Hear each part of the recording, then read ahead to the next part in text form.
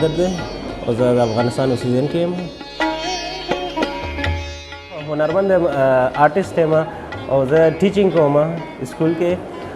ماشومان ته زه سکیچینګ او هغه ښیم، پینټینګ ښیم.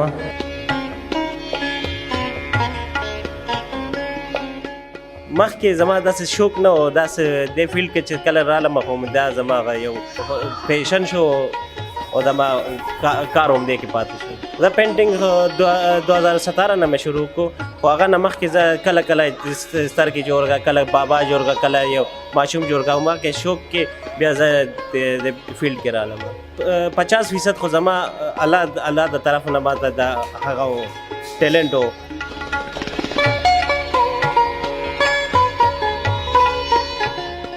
زه واټر کلر کوم، اکریلیکس کوم، آیل کوم او پنسل سکیچ.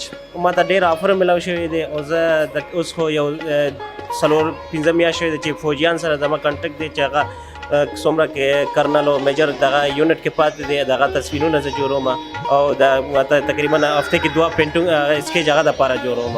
حالانکه یو سکیچ نه پنسل سکیچ نه زه 5,500 الوم.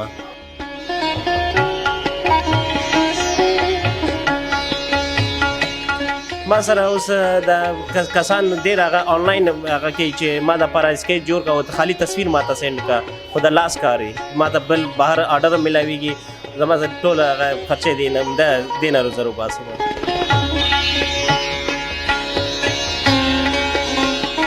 څوک چې داسې یو شوقي د چا سالګرۍ یا د چا هغه د چا شادي دی هغه دپاره چې ګفټ ورکوي، بیا هغه موږ ته آرډر ورکوي چې هغه دپاره جوړ کړو. د پنسل خو 5,000 نه خو کم نه دی او د آیل چې دی هغه لږ ډېره ده، 15,000-20,000 روپۍ. آل پاکستان لیول کې یو څو کمپټیشن هم هغه کې حصہ واخیستی یم چې یو کې تقریبا آل پاکستان کې ټاپ 14 کې زما پینټینګ راغلی دی. هغه کې د ایران یو زور کور و، دغه ما عکاسي کولو، هغه رسامي مې کړی دی او هغه کې دغه ججان چې و دغه کلر او دغه کم مطابق چې د یو پینټینګ چې جوړو که نه دغه معیار مطابق و، ځکه ما پوزیشن کې زما راغلی. زه په تقریبا څو ځله د نشترحال پېښور کې کمپټیشن شوی چې هغه کې ما 2nd پوزیشن اخیستی یم، 1st پوزیشن هم اخیستی. دا 2020 کې او 2022 کې. اوس یو را روان کې دې میاشت کې یو کمپټیشن دی آل پاکستان کې، هغه لیول هم دی د ګلجیت ایوارډ، SS حیدر ایوارډ او عبدالولي خان هغه دی کمپټیشن دی چې هغه د ما پینټینګ جوړ کړی 2 پینټینګ 4x3 کینوس کې دی، هغه مې آیل پینټینګ کې دی. کور کې زما ډېره سپورټ کېږي، زما پلار نه زما مور نه څومره چې کسان دي زه هغه چې جوړوم چې هغه ته ښیم هغه ډېره ماته هغه تشویق کوي. زما پلار ماشاءالله داسې دی چې هغه وایي چې څه چې کار زړه دې غواړي هماغه وکړه.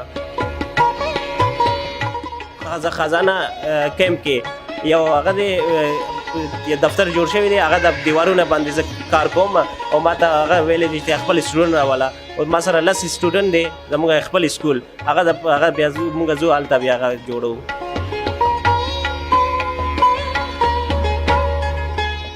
زه دنیا ته خپل د پینټینګ نه هغه یو پیغام ورکوم چې هنرمند خپل د